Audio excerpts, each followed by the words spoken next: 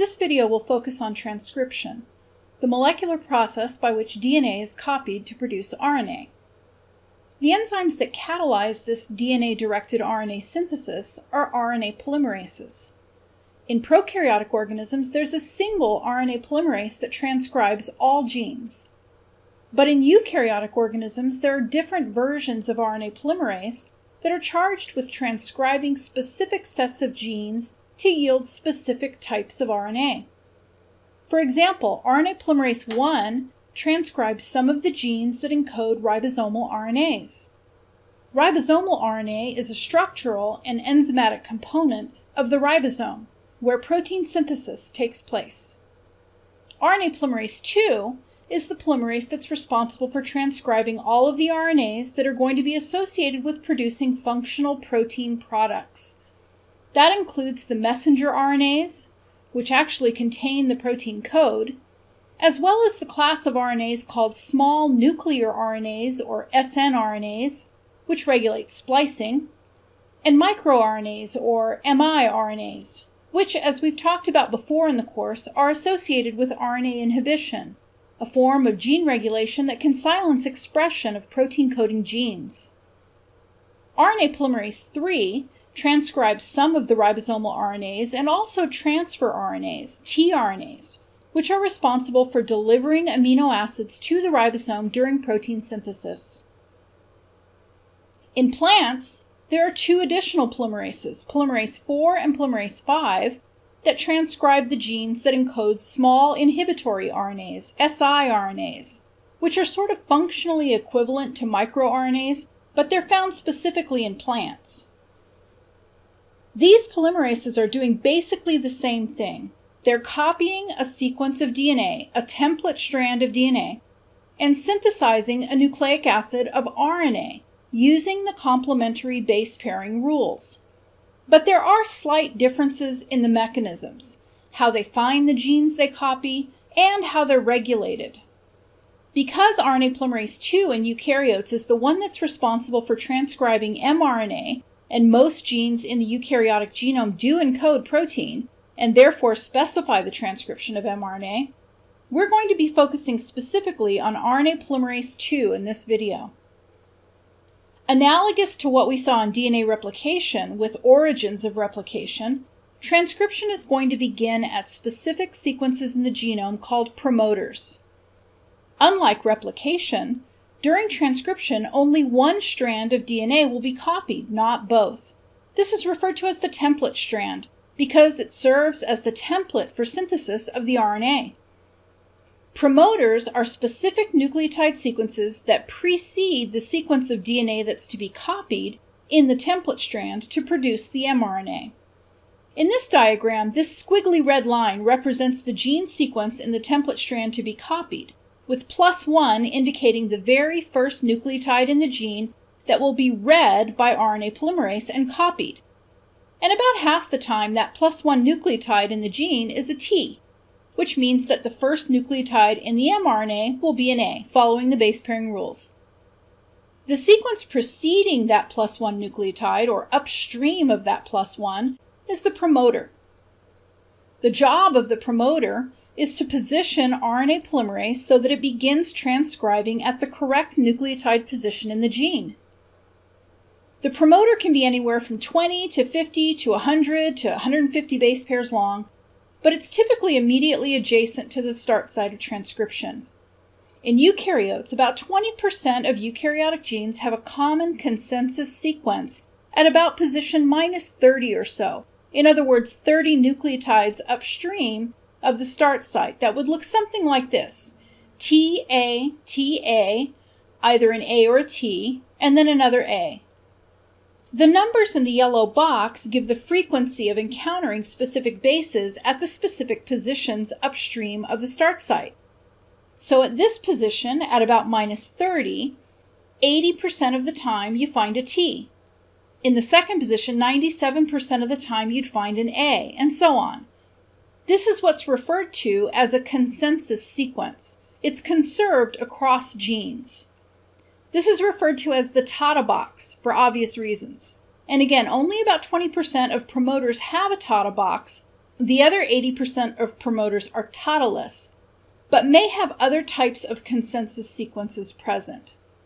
But the first gene promoters that were identified were those that did contain a tautobox, and those are the ones that have been best studied in terms of the mechanism by which transcription is initiated and then elongated.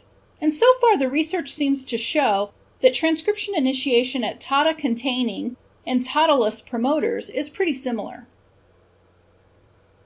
Why is a promoter even needed? It turns out that RNA polymerase II is completely blind to DNA sequence. In other words, it can't recognize genes it needs to transcribe on its own. It needs help in finding the promoter sequence of a gene, and it needs help initially unwinding the two parent strands of DNA so it can get started. The set of protein complexes that provide that assistance are referred to as general transcription factors. Anytime RNA polymerase II transcribes any mRNA encoding gene or microRNA encoding gene or snRNA encoding gene, it requires the assistance of these general transcription factors to find the gene and get the process started. There are a number of different general transcription factors that are required to initiate transcription, but we're only going to look at the functions of two of them. Even though we refer to these as individual factors, we're actually talking about large protein complexes, each containing several to dozens of individual polypeptide subunits. So this is a huge molecular complex that's involved with initiating gene transcription. Just to note, these general transcription factors are all called TF for transcription factor, 2 for RNA Pol II, which is the polymerase they work with, and then a letter. We're going to run through the general steps required for transcription initiation and highlight the specific roles played by two of these general transcription factors. This diagram represents the transcriptional start site of a gene, indicated by the +1, and the promoter upstream of that start site. You can see the tautobox here at -30, or 30 nucleotides upstream of the start site. The first event in transcription initiation is recognition of the promoter sequence by one of the general transcription factors called TF2D, or more specifically, one of its subunits, TBP, which stands for tauta binding protein. This is the subunit that recognizes the specific sequence of the tautobox, binds, and then starts to recruit the other general transcription factors to sit down and bind too. The other thing that TBP does, which isn't shown here, but we'll see in just a minute another view of this, is it bends the DNA 90 degrees at the promoter. This is going to make it easier to unwind the two strands of DNA so that RNA polymerase II can start copying. Once TF2D, TBP bind, the rest of the general transcription factors assemble, and RNA polymerase is recruited to the complex and positioned at just the right site so it will start transcribing in the correct place. RNA polymerase is represented as this big yellowish blobby protein here. Once the complex is assembled, the enzymatic activities of another general transcription factor, TF2H, become critical. TF2H has two enzymatic activities. First, it's a helicase, and it's the factor that actually unwinds the two parent strands of DNA, so that RNA polymerase can get its nose into the helix and start reading the template strand it will be copying. The other activity that TF2H has is that it's a kinase.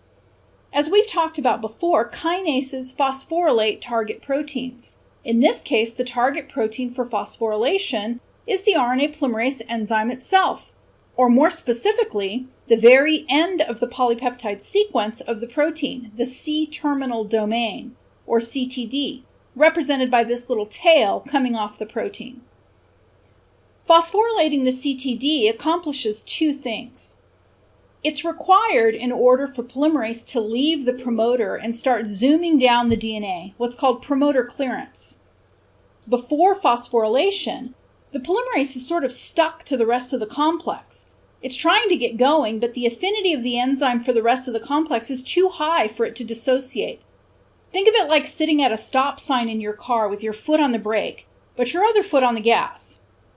You can hit the gas and rev the engine all you want, but you're not going anywhere until you take your foot off the brake. Phosphorylating the CTD releases the brake. The other purpose this phosphorylated tail serves is that it creates binding sites for several hitchhiker proteins. These proteins are going to have important roles to play in modifying the mRNA once it's synthesized. And they hitch a ride on RNA polymerase's tail and sort of hop off at the appropriate time. These include capping enzymes, splicing factors, and cleavage factors. We'll see what exactly these do in just a minute. That's a simple cartoon representation of the complex. Now let's see what it really looks like. Here are the actual structures of some of the general transcription factors in RNA polymerase II complexed with DNA. Pol2 is this bluish protein at the back. Here's TF2H in pink to the right. And here's the TATA binding protein component of TF2D in magenta.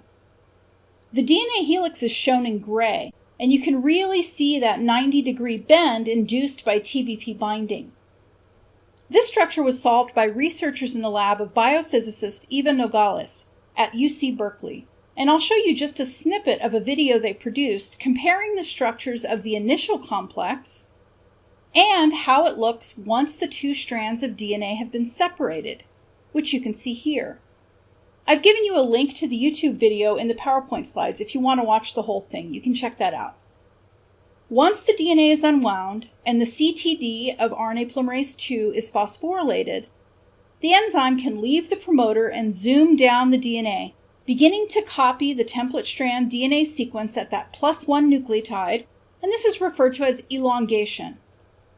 Remember that all nucleic acid synthesis has to proceed from 5' to 3', and that goes for mRNA as well. This template strand must be read in the 3' to 5' direction so that the mRNA being synthesized can be built in the 5' to 3' direction. You can see that the sequence of the mRNA is the base paired complement of the sequence of the template strand of DNA. Notice also that the mRNA has the same sequence as the non-template strand of DNA, with the exception of uracil substituting in the mRNA wherever there's a thymine in the DNA. That makes sense since the two strands of DNA are the base paired complement of one another, and the mRNA is the base paired complement of the template strand. For this reason, the non-template strand of DNA is sometimes called the coding or sense strand, since its sequence matches that of the mRNA. Down here at the lower left is a more accurate representation of the RNA polymerase DNA complex viewed from the top. You can see this tiny little bubble of unwound DNA here, where the polymerase is reading the sequence and matching up the correct RNA nucleotides to go in the mRNA, which is illustrated in pink.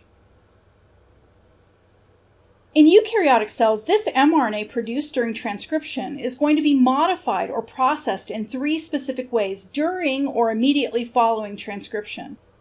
And these modifications or processing steps are going to involve those hitchhiker proteins we talked about earlier that ride along on the C-terminal domain, or CTD, of RNA polymerase II. The first processing event is enzymatic addition of a methylated guanine nucleotide to the 5' end of the mRNA, what's referred to as the 5' cap, illustrated in the top panel. Second, specific regions of the mRNA are removed, and the remaining parts of the molecule are stitched together in a process known as splicing. This is happening as transcription elongation is still ongoing. Finally, at the termination of transcription, a series of adenine nucleotides are enzymatically added to the 3' end of the mRNA. This is called polyadenylation, or addition of the poly-A tail. The initial unprocessed mRNA, which has been faithfully copied using the template strand as a guide, we call the primary RNA transcript. Only after all 3 processing steps, addition of the 5' cap, splicing out of intervening sequences called introns, and addition of a 3' poly-A tail, do we have a functional, fully mature mRNA that's ready to be exported from the nucleus and translated by ribosomes in the cytoplasm of the cell. We're going to talk about all three of these modifications, but I'll start with the 5' cap and 3' poly A tail, and then we'll come back to splicing. A set of proteins collectively called capping enzymes are among those that bind to the phosphorylated C-terminal domain of RNA polymerase, shown here in red, with this little tail representing the phosphorylated CTD. The capping enzymes are these purple spheres. Very soon after the initiation of transcription, when the 5' end of the mRNA first emerges from the RNA polymerase enzyme, these capping enzymes hop off of the CTD and onto that 5' mRNA end and add a methylated guanine nucleotide to the mRNA. The covalent bond is formed using an atypical 5' to 5' linkage instead of the typical 5' to 3' linkage that usually joins nucleotides in a nucleic acid. Shown here on the right in purple is the mRNA, illustrating that typical 3' hydroxyl, 5' phosphate linkage between nucleotides in the chain. Here's the 5' end of the molecule, and here's the methylated guanine nucleotide that will be joined to that by a triphosphate bridge to its 5' carbon. Because this guanine is essentially added onto the chain backwards, this doesn't look like a typical 5' end of nucleic acid. And that is going to protect this mRNA from degradation by 5' directed exonucleases in the cell. The so-called 5' cap will also play an important role in the initiation of translation or protein synthesis. We'll see the details of that in the next video. Again, this capping happens immediately following initiation of transcription. At the other end of the processing events is the addition of the 3' poly A tail, which is closely linked to the termination of transcription. At the end of every protein coding gene, there's a sequence of nucleotides called the poly A signal sequence, which is TTA, TTT, or something very close to that. As RNA polymerase comes through this region, copying the end of the gene sequence, it copies that poly A signal, and we end up with the complement AAU-AAA in the mRNA. It turns out that this sequence is recognized by a set of proteins we collectively call cleavage factors. This is another set of hitchhiker proteins that ride along on that C-terminal domain tail of RNA polymerase. And when that AAU-AAA sequence shows up in the mRNA, these cleavage factors hop off the CTD and onto that sequence in the mRNA. And then they cleave the mRNA, releasing it from RNA polymerase, terminating transcription. After cleavage, an enzyme called poly A polymerase, or PAP, binds to the 3' end of the mRNA and adds on a long string of adenine nucleotides, this poly A tail that can be hundreds of adenine nucleotides long. Even though the cleavage factors have released the mRNA from RNA polymerase, polymerase isn't immediately affected by that. It's still zooming down the DNA copying. But since the RNA that it's holding no longer has a 5' cap, it will be chewed away by exonucleases, and eventually will get to a critically short length that destabilizes the RNA polymerase DNA complex, and RNA polymerase will just fall off the DNA. This happens dozens to hundreds of nucleotides downstream of the poly A signal sequence in the gene. It just depends on how long it takes exonucleases to nip away at the capless mRNA the polymerase is holding on to. Just like the 5' cap, this polyadenylated tail offers some protection from degradation of the RNA. It's bound by poly A binding proteins that prevent access to the mRNA by exonucleases. It's also important for export from the nucleus and some other functions that we won't really go into. Okay, so these are two modifications to the ends of the mRNA that happen at transcription initiation and transcription termination. Now let's back up a step and talk about splicing, which actually starts to happen while transcription is still occurring, so before termination takes place.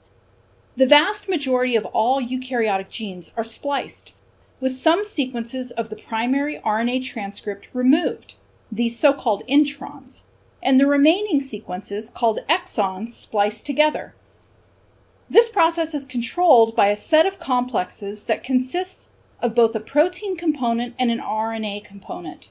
The class of RNA is called small nuclear RNA, or snRNA. Together, this snRNA plus protein complex is called an snRNP, which stands for small nuclear ribonucleoprotein particle, pronounced SNRP. Yes, really. The SNRPs, together with about 80 other proteins, form this giant molecular machine called the spliceosome, where splicing occurs. There are about a half dozen SNRPs that control splicing, and their job is to recognize the boundary sequences of introns and exons, bring those boundaries close enough to one another to react, and catalyze the precise breaking and rejoining of these bits of RNA to yield the spliced mRNA. There are three characteristic sequences within the intron that are important for the controlled splicing to occur. At the 5' end of the intron is the sequence GU. At the 3' end of the intron, you find the sequence AG. And about 30 nucleotides upstream of that 3' end, there's an adenine called the branch point adenine. The splicing mechanism occurs in two steps. In the first step, the branch point adenine is brought into close proximity of the 5' end of the intron. And a SNRP catalyzes the formation of a new bond between the branch point adenine and this 5' guanine, which simultaneously breaks the phosphodiester bond between the guanine and the last nucleotide in the adjacent exon. In the second step, the last, or 3' nucleotide in this upstream exon is brought close to the first, or 5' nucleotide of the next exon, and a new covalent bond catalyzed between them by a different SNRP, which releases the intron sequence as this loop-like lariat structure. The intron lariat is enzymatically degraded, and the nucleotides are recycled for reuse. Remember that all of this is happening inside the spliceosome, so these ends aren't flailing around while this is happening. It's all very precise and controlled. Realize also that even though these diagrams make the exons and introns seem very short, we could be talking about exons and introns that are hundreds to thousands to even tens of thousands of nucleotides in length. Now, this may seem counterintuitive to you and needlessly complicated. Why cut out sequences in the RNA? If they aren't needed, why are they there in the first place? Well, as we see so often in biology, when you see something that seems needlessly complicated, there has to be something, some benefit that the cell is getting out of that. To understand the logic of this, we have to realize that the vast majority of eukaryotic mRNAs are not just spliced, they are alternatively spliced. And by that I mean the primary RNA transcript can be spliced in different ways depending on the cell type, developmental stage, and/or environmental conditions, resulting in different mature mRNAs from the same gene. The vast majority of primary transcripts, up to 90% in humans, are alternatively spliced. For the 20,000 or so genes we have in our genome, we can potentially produce multiple proteins.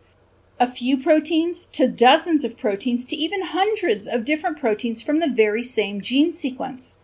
So with a limited set of genes, we can produce essentially an unlimited set of proteins. The discovery of alternative splicing actually solved a puzzle that baffled geneticists and genomics researchers for a long time. After the number of genes in the genome was pretty well defined at about 20,000, and it became clear that the number of genes that we have in the human genome is really no more than a fruit fly has in its genome, and is not that different from other far less complex organisms, it was a real puzzle. How could that possibly be true given the complexity and function that we see in us compared to other organisms? How could we have the same number of genes? Alternative splicing is part of the explanation. because we can start with only 20,000 genes, but still produce hundreds and hundreds of thousands of different proteins from those genes via alternative splicing. So how does that work? Here we have a diagram of a gene sequence, and let's say that this gene sequence has 5 exons, illustrated here in different color blocks. Whatever this nucleotide sequence here is, it has the potential to be included in a fully spliced mature mRNA produced from this gene. That's what we're defining as exons. These intervening DNA sequences that are not blocked would be our introns. Here's our primary RNA transcript, the faithful copy of our gene beginning at the transcriptional start site, going all the way down here to the end, presumably where there would be a poly-A signal sequence. Once this primary RNA transcript is produced in different cells or at different time points in development, we could see alternative splicing of that transcript in different ways. For example, one possibility might be that each of these 5 exons is spliced together, and we get this processed mature mRNA that contains all 5 of those exonic sequences, and that might specify a protein that we call protein A, which has these specific structures that are associated with the sequence encoded by those exons. So maybe this initial sequence of exon 1 encodes this particular polypeptide sequence that is going to form these specific secondary structures, these alpha helices that we see here, or maybe that transmembrane domain. We don't know, it's some part of this protein. But under some circumstances, or in other cell types, or at different time points of development, maybe this primary transcript gets spliced alternatively so that exon 3 is not spliced in. Instead, it's spliced out and not included in the final processed mRNA. And so what we would have then is exon 1 joined to exon 2, joined to exon 4, joined to exon 5. The structural domains that we would see showing up in this protein after translation would be those domains that correspond to those exons. But what would be missing is the set of protein domains that seem to be encoded by this exon 3 here. In other circumstances, maybe other cell types or at other time points in development, maybe we would see a different splicing pattern occurring with this primary RNA transcript, where exon 4 is excluded and exon 3 gets spliced to exon 5 instead. How would that change the protein that's encoded? In that case, we'd be missing whatever this little bit of beta strand loop here is. That seems to be encoded by exon 4. The bottom line here is that with one gene sequence and one primary transcript, the cell can splice that primary transcript in different ways to give different protein products from the same gene. Now, this is a very limited set of proteins, but as I said, you have splicing that can occur in a lot of different ways and give you ultimately hundreds to even thousands of different proteins from the same gene sequence. So there's a lot of diversity that can be introduced in the protein repertoire that's produced in a given cell through alternative splicing. Now, as you might imagine, this is far from random. We talked about the fact that at the 5' and 3' splice junctions, we've got a GU and AG, and then some sequence upstream is going to have that branch point adenine.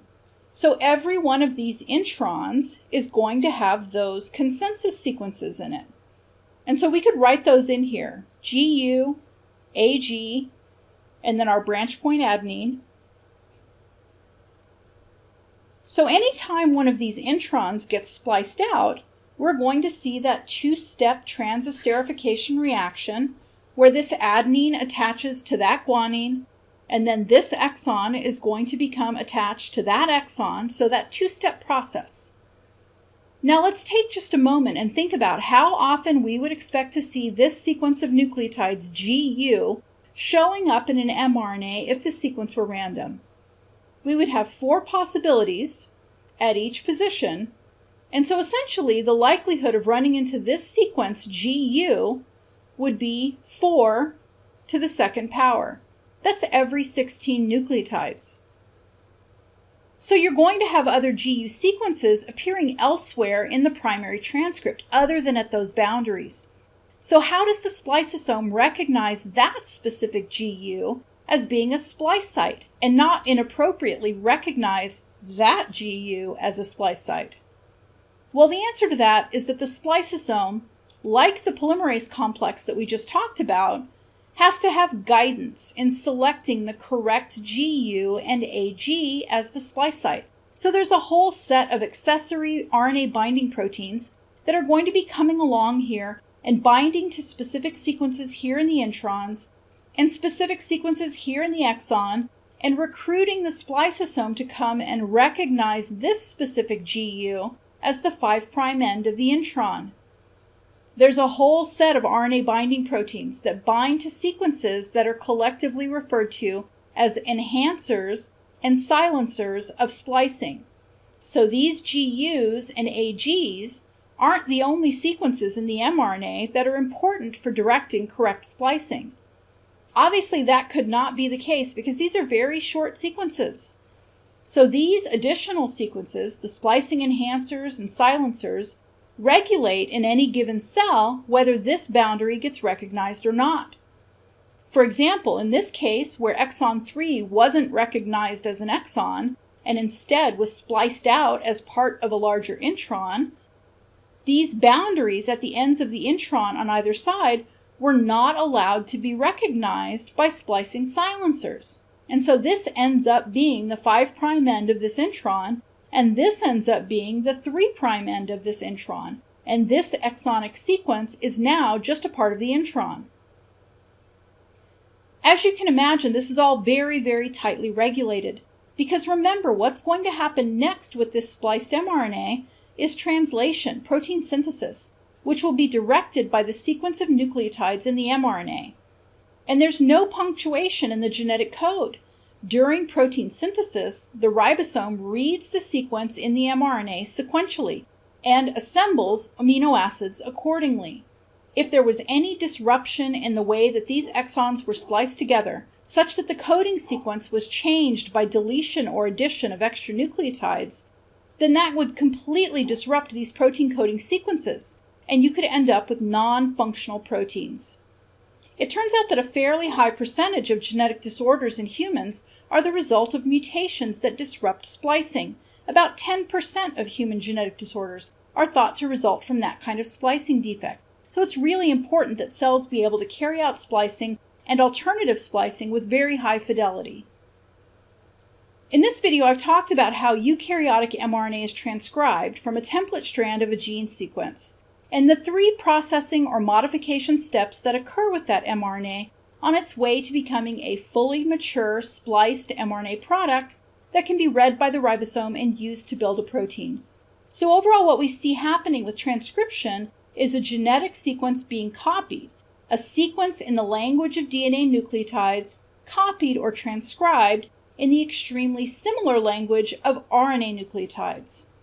What happens next requires us to jump from the language of nucleotides to a different chemical language, amino acids, in order to correctly build the protein specified by this mRNA. In the next video lecture, we'll delve into the details of how this occurs at the ribosome and how it's regulated so that it occurs correctly.